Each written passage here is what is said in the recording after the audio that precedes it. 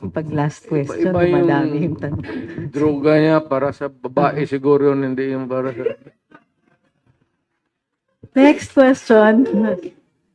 Kunin mo siya, Viagra, o marami na klase ngayon. Mayor Rudy Duterte. Dalawang question lang po. Tingnan ko lang po, Isa-isa muna.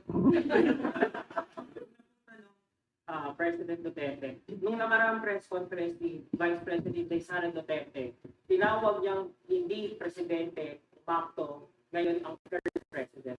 Kung kayo po ang tatanungin, ano po ang reaksyon niyo sa pahay po ng anak niyo? Well,